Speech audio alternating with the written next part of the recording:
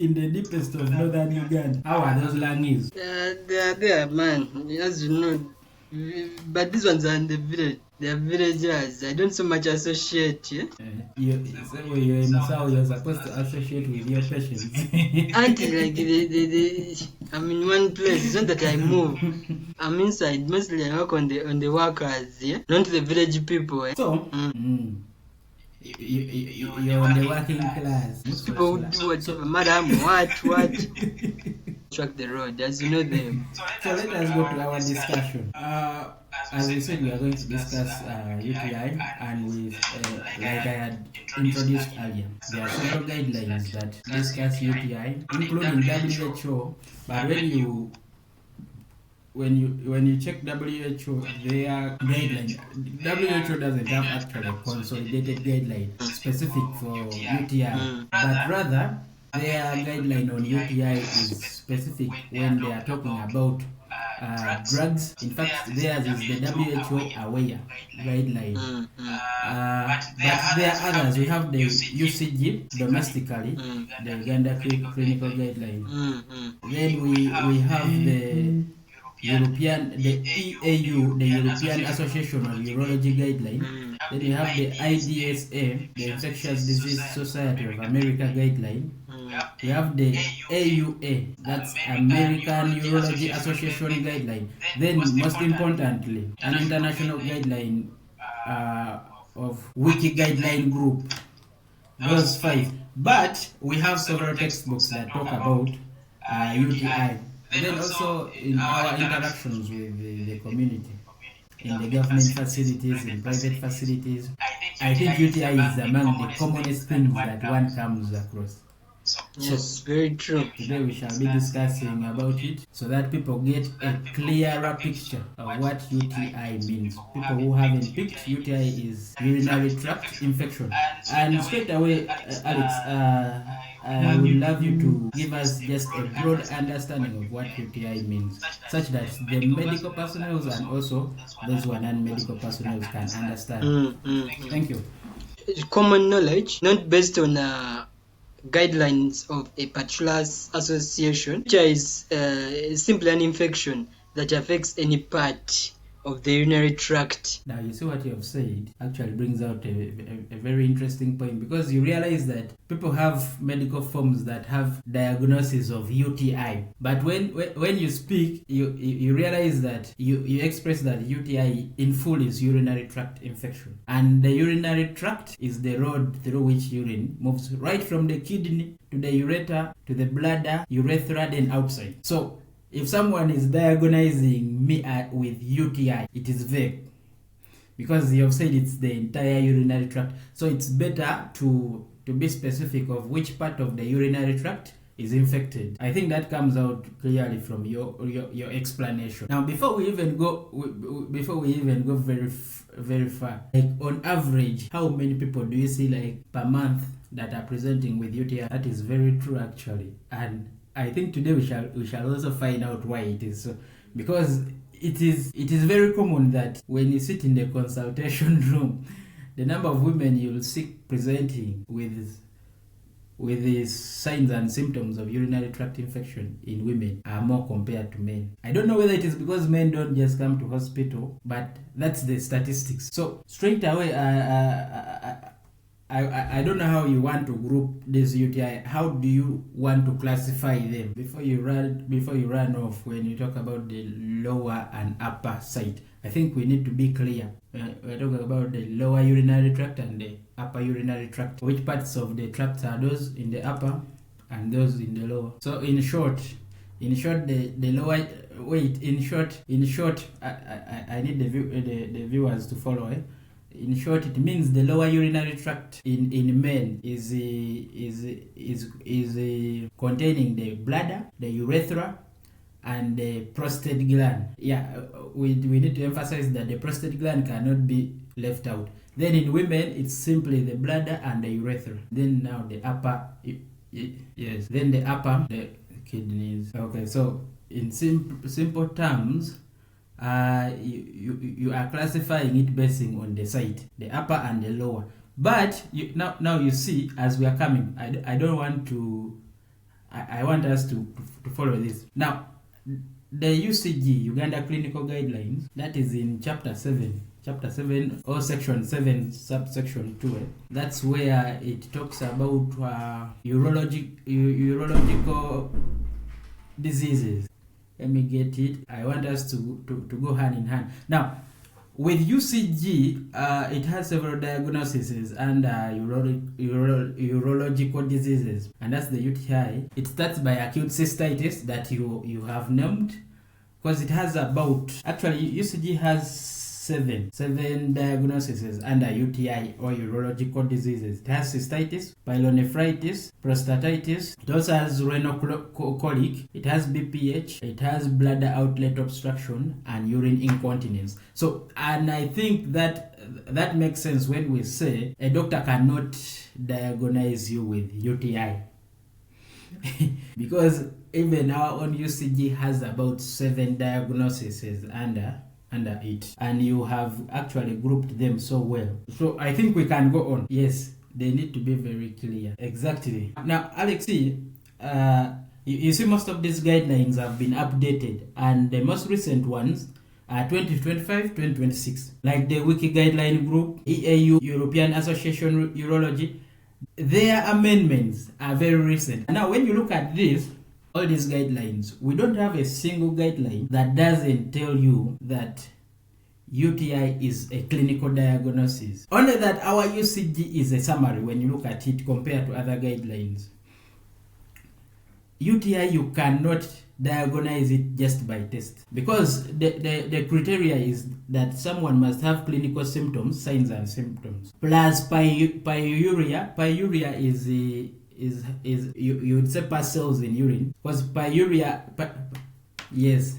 So pyuria is the classical indicator of an inflammation in the urinary tract. It doesn't matter whether it is bacterial or not. It is the classical indicator that there is an inflammation ongoing. So all these guidelines emphasize that for any form of UTI, its diagnosis has to be, its diagnostic criteria is clinical symptoms or clinical signs and symptoms plus pyuria. Now these clinical signs and symptoms, you find that most emphasis are going to be on the history and physical examination. And physical examination supersedes, because if you're talking about the kidney, you know that you're going to have to do an abdominal examination and you're going to find tenderness in the renal angle. You cannot, based on the stories alone, or someone can't move into your clinic and you do a urinalysis test and then confirm they have UTI, because you find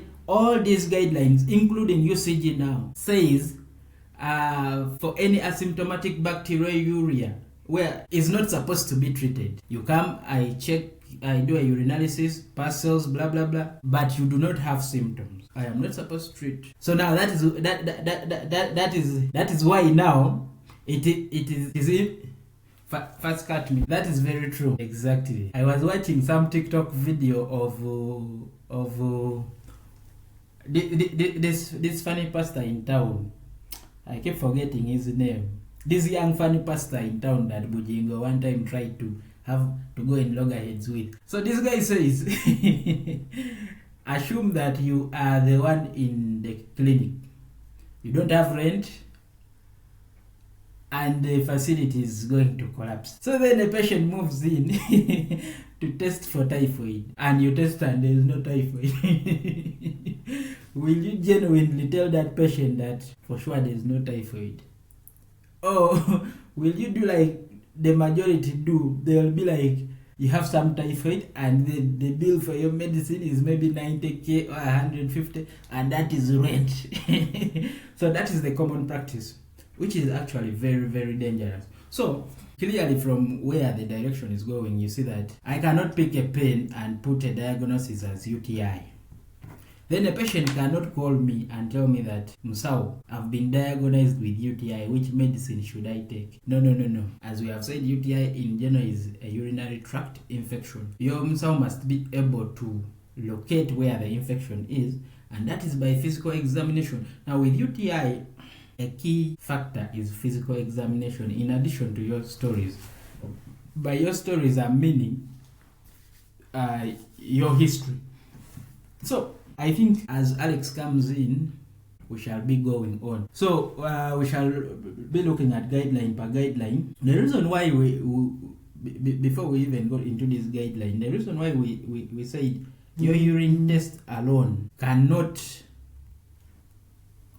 be something that we base on to that you just move into the facility and then we check up and then confirm that you have UTI.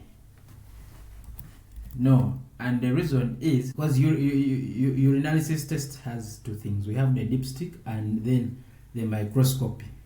Now, what happens with this test is this. With the dipstick, usually when we are dealing with the UTI, it has parameters. We have leukocytes, you have nitrites, and I think those are the most important, because with the leukocytes, with the leukocyte parameters there, when it is positive, it has a very good sensitivity, meaning it can detect UTI, it can detect true UTI, but it has a very poor, okay, maybe moderate specificity. So it is useful for ruling out UTI when it is negative. It is highly sensitive if there is true UTI, but it is not specific.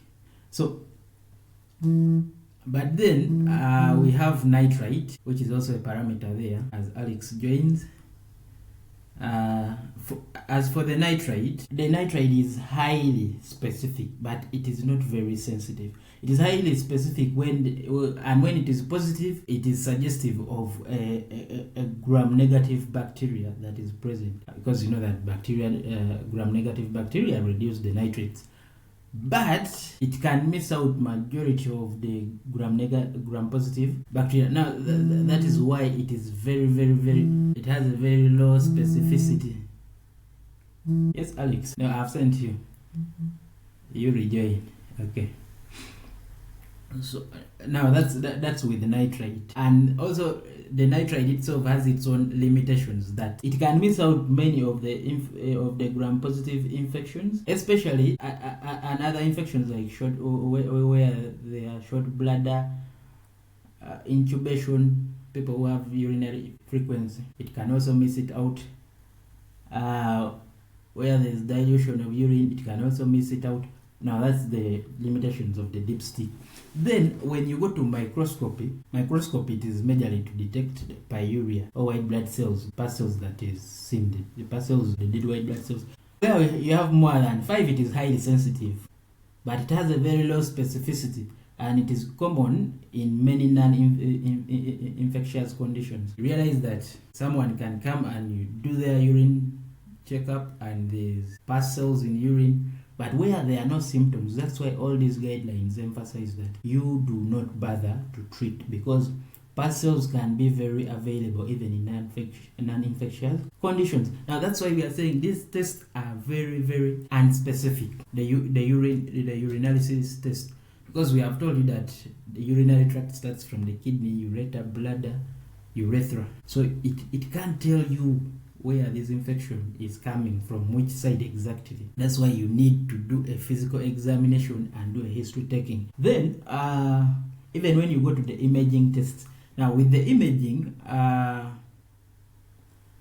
ultrasound scan has a sensitivity of about 75%, with specificity of 56.7% specificity. But all this is not when the infection is acute, when it has just started. So meaning it is very good at detecting complications, but it is not very good at detecting an infection that has just started. And now the reason why we perform it regularly among all the imaging tests is because it is readily available and there are no risks of radiation. That's why it is a fast it is the first imaging test that you want to do. But with sensitivity it is about 75%. With specificity it is more than 50. It is 56%, meaning it is necessary, but it is not a routine test. Then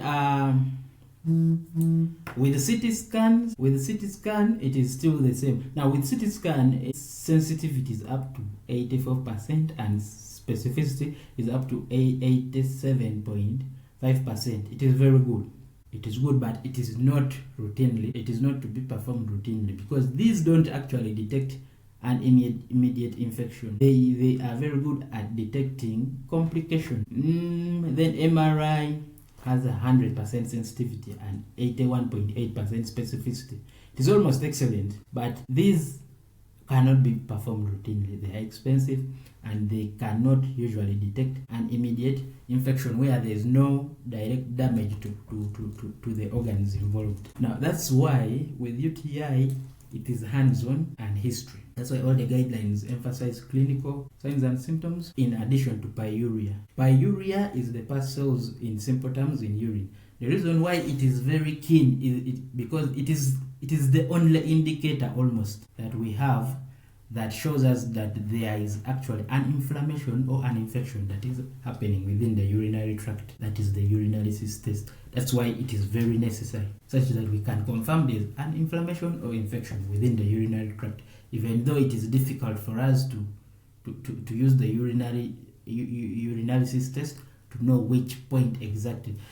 Because even these urinalysis tests, when you go to its microscopy, where you have excess of the pyuria, it becomes very highly specific, but the sensitivity again reduces so much, meaning you can miss out initial infections until it is almost at later stage. That is what it means, that the more the pyuria or the pus cells that you see there is, the more the specificity increases but the sensitivity decreases. That's why with all UTI we do not base on tests that just come to the facility and say, so I need you to test my urine and then I diagnose you with UTI. Doesn't make sense. Meaning you have to sit with your Msawa and tell him how you feel, and he gets on you hands-on. He's supposed to examine you so that he can diagnose the part which is affected. Hope that is making some sense. So that's the diagnostic criteria for UTI. Symptoms plus pyuria plus bacteriuria, and we have agreed that you have to avoid treating asymptomatic bacteriuria. Only treat bacteriuria where there are symptoms. Yes. Now, as Alex has failed to join, we agreed that we shall look at these guidelines one by one. I will the UCG guideline is a summary, so we shall just go through it very fast so that we can give room to go through the rest that are very detailed. For example, UCG, I said it is in section 7 or chapter 7 if you want to say so. Section 7 subsection 2, that is page 458. The major heading there is urological diseases, and it has 7 as I listed earlier.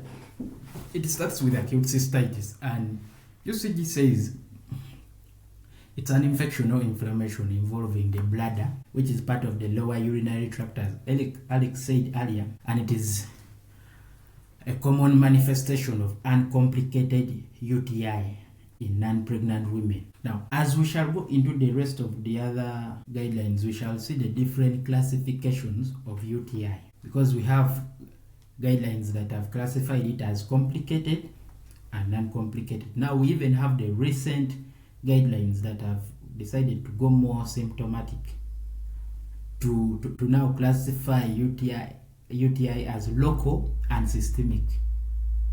We shall get to that. So let us pass through the UCG as fast as we can and we'll go on. So uncomplicated cystitis, according to the UCG, is less common in men and needs to be differentiated from prostatitis and urethritis, of which UCG emphasizes here that urethritis is sexually transmitted.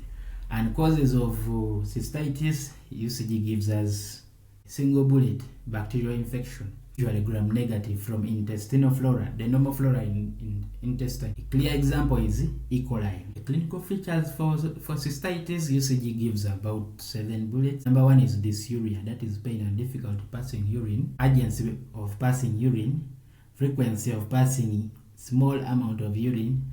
Then we have suprapubic pain and tenderness. That's where you need physical examination. Then we have pyuria, hematuria, which is pyuria is pus in urine and hematuria is blood in urine. All these make the urine cloudy on physical observation. Then you have foul smelling urine, and there may be retention of urine if the infection is severe. We have seen that. And the investigation that UCG gives, number one is urinalysis for proteins, blood, leukocytes, nitrates, and sediments, like I explained it earlier.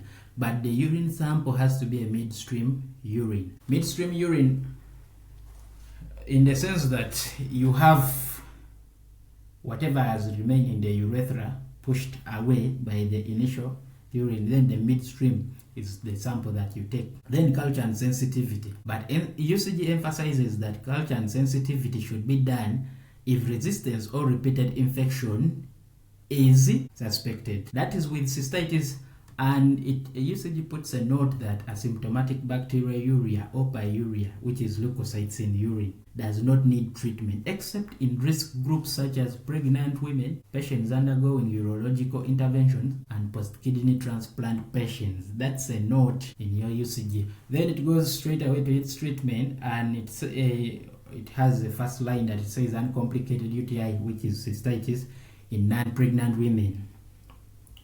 Its first point there is that you should ensure high fluid intake. We shall look at this high fluid intake in other guidelines on UTI and what they have to say about it. Then first line agent by UCG is nitrofuran 100 milligrams, and the duration is 5 to 7 days. Then its second line goes to ciprofloxacin BD for 7 days. It says where there's poor response or recurrence, that is where now you go to culture and sensitivity. Prevention UCG says improve personal hygiene, that is genital hygiene, pass urine after coitus, and drink plenty of fluid. Those are the preventions UCG gives for cystitis. Number one, that you should improve on your personal hygiene, especially genital hygiene. Then it says you should pass urine after coitus, after sexual intercourse, pass urine. Then take plenty of water. Then what does it say about the rest? As we summarize out, it goes straight to the next diagnosis UCG gives under urological diseases. Here is acute pyelonephritis, which it says is an upper urinary tract infection, like Alex explained earlier, involving one or both kidneys, but usually it does not involve the glomeruli. And the cause here is bacterial infection, and it still says E. coli, usually due to ascending infection from fecoperineal or urethral progression of bacteria. E. coli, we said it's a normal flora in our GIT. And risk factors for pyelonephritis, acute pyelonephritis, as per UCG, it says where one has bladder obstruction, malformation of urinary tract, pregnancy, HIV, old age, and diabetes. Then it gives clinical features for acute pyelonephritis. Number one is loin pain, which is tenderness in one or both kidney areas. That's the renal angle tenderness. That's why you need the doctor to touch your hands on. With UTI, if you can't avoid physical examination. Then we have fever, rigor. Rigor is generalized body tremors. We have vomiting. If associated cystitis, then there will be dysuria, urgency, urinary urgency, and urinary frequency. There can also be diarrhea and convulsion in children. Then in infants and adults, it may simply present as fever and poor feeding or disorientation without any signs. So that's why you need physical examination for this. And the investigation that UCG gives for this are the same. Number one is for urine, you do microscopy for past cells and organisms, culture and sensitivity for midstream urine. And it emphasizes that for this particular one, if specimen is taken, it has to reach the lab within 2 hours of collection. Or if you are unable to reach the lab within 2 hours of collection, the sample has to be refrigerated at 4 degrees Celsius and should not take more than 24 hours. Then other test is the CBC, full blood count, rare electrolytes. There you're entering a renal function test. Then talks about ultrasound scan, because you want to look at the kidneys and the prostate. And the treatment for this, it still emphasizes on fluid intake, that ensure adequate intake of fluid, and be oral or IV. And the reason is to irrigate the bladder and dilute bacterial concentration. Give paracetamol for pain. And then the drug they initiate with here is ciprofloxacin BD4. The duration is between 10 to 14 days in adults. And it says in severe cases, all children, or if no response to ciprofloxacin oral in 48 hours, you just switch straight away to ceftriaxone IV, and they say it is OD.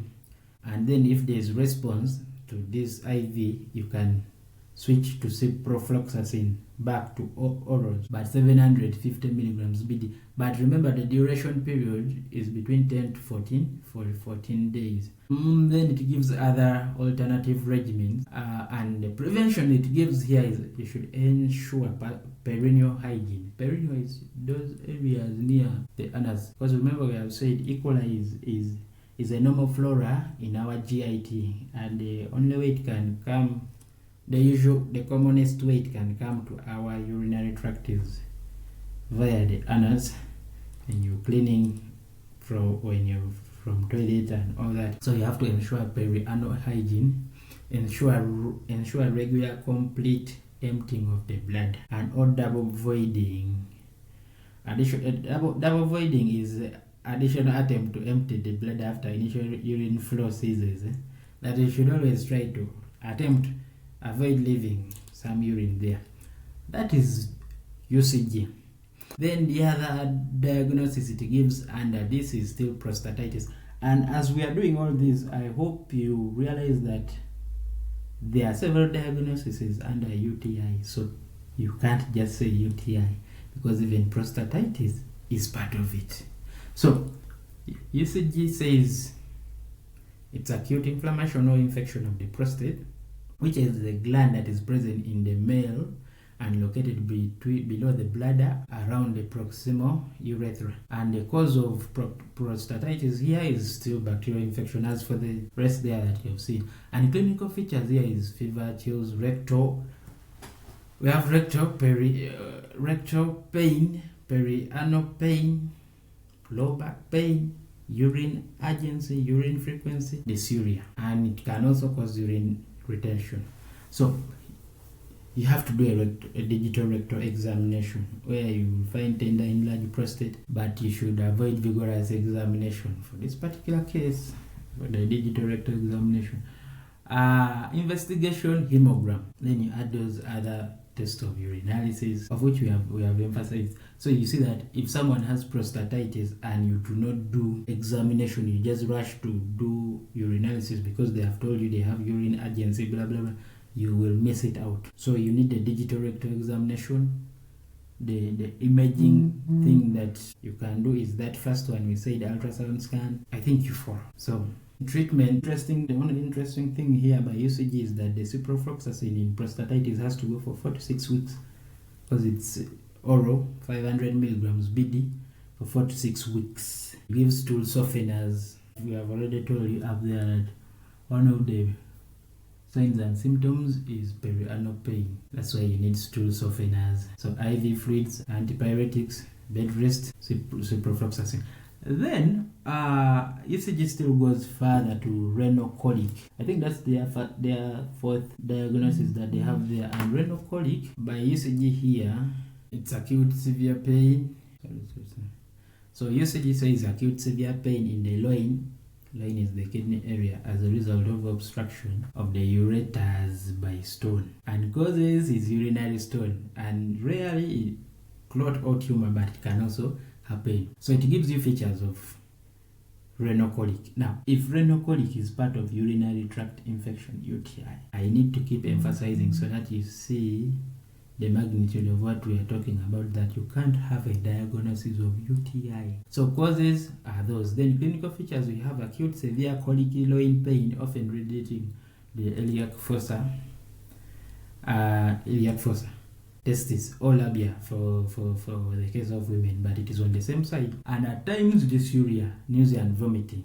Then the investigation is you need a plain abdominal x-ray, because you're looking for radiopaque stones. You can do urinalysis. UCG here says you're looking for blood, then ultrasound scan, but you realize that physical examination is the key. And then it goes straight to its treatment and still emphasizes fluid intake. In all the UTI, you've seen that they are talking about fluid intake to maintain hydration. So oral or IV. Then antiemetics if necessary, because we have talked about vomiting some up there. So ECG tells you you can give antiemetics if necessary. An example is metoclopramide 10 milligrams, can be IV or IA. So you give diclofenac for pain plus or with pethidine, because renal colic, you need to know how painful does renal stone. That's why you see they are emphasizing on additioning of pethidine there. So ensure oral fluid intake that is between 3 to 4 liters per day, and reduce salt intake and animal fat. So UTI is very broad, so you can't have it as a single diagnosis. Then the other diagnosis they have under that is the BPH, which is benign prostatic hyperplasia. I'm just going through usage because for it it's a summary before we go to the other guidelines, because the other guidelines have explanations and we shall reach them. So with BPH, usage says it is an enlargement of the prostate causing urinary symptoms, and it is common in men above 50 years, and cause here you say the cause is benign growth of prostate size, which is age related. And clinical features of BPH here: obstructive symptoms, which include weak urine stream, straining at micturition, that is straining at urination, then micturition hesitancy or urine hesitancy, intermittency, sensation of incomplete bladder emptying. We have irritative symptoms, which include frequent micturition or frequent urination, especially during night. Then we have urinary urgency and urinary incontinence. Then complication symptoms or complications include acute urinary retention, frequent infections, which may precipitate symptoms. That is still under UTI. An investigation here, you're going to need physical examination, which will include digital rectal examination, and you're going to need an abdominal ultrasound scan so that you're able to visualize the prostate. And then we have PSA, prostate specific antigen, which is a blood test. Then UCG puts here urinalysis and renal function test. But I think you realize that most of the investigations are non-specific. That's why you need physical examination. I'll keep emphasizing that. So UCG in its treatment says treat with antibiotics if infection is present. As per prostatitis up there, where we talked about ciprofloxacin for 4 to 6 weeks. Then surgical management if it is severe. Then it goes to bladder outlet obstruction as the next diagnosis under that, which is obstruction of urinary tract anywhere below the bladder, causing distension and incomplete emptying of the bladder. Can be acute, associated with acute urinary retention, or it can be chronic. And causes of bladder outlet obstruction, it lists a number of them, like BPH, prostate cancer, tumors, stones, thick masses, but rarely pregnancy. Pregnancy doesn't usually cause it. Then we have also rarely neurological causes. And infections can precipitate acute retention. Then you have chronic obstruction, can cause hydronephrosis and chronic kidney damage. And then clinical features, it has 2 bullets that it gives us. Number 1, for acute, there is going to be painful and tender pelvic masses, difficult in passing urine. Then for chronic features, it has obstructive and irritative symptoms, that is classical with BPH. Then the investigations UCG gives us here is urinalysis. I think you see the urinalysis very unspecific. We have abdominal ultrasound scan, renal function test, and other specialized investigation, which is actually the most important investigation, which is cystourethrogram. I don't know why they put it there as others, but that's usually how it gives it to you. And it goes straight away to its treatment, that you insert a urethral catheter to relieve the obstruction. You can put a suprapubic catheter if urethral fails. Then treat infection if it is present. That is it, UCG. Then the last diagnosis it has under this is urinary or urine incontinence, which is involuntary urine leakage, and it lists a number of causes. It starts with pelvic floor muscle dysfunction, for example, following pregnancy, stress incontinence at strains like coughing, sneezing. It goes to another cause. Yes, it is combining causes with clinical features. Then where there's overactive bladder, there's going to be urge incontinence, which is sudden compelling need to urinate and difficult to defer. Then, and where there's anatomical problems, there's going to be continuous incontinence. Where there's chronic bladder outlet obstruction, there's going to be overflow incontinence. So the investigation it gives here, it has 3 bullets that do careful history and examination, which is the most important. Then do a urinalysis, and the last one is abdominal ultrasound scan. Then when you go to its treatment, it actually has 2 bullets. Number 1 is that for stress incontinence, do pelvic floor exercise. Then others specific according to the cause. So that is how UCG decided to summarize for us UTI. So we shall do each of those guidelines separately. Like I said, we have the European Association of Urology, that is the EAU guideline. We have the IDSA, which is Infectious Disease Society of America guideline. Then we have the AUA, which is the American Urology Association guideline. Then we have the Wiki guideline group. So we shall do those 4 separately in their own videos. So network disturbed Alex, but that is briefly about UTI, so that you can get the picture of whatever we are trying to talk about.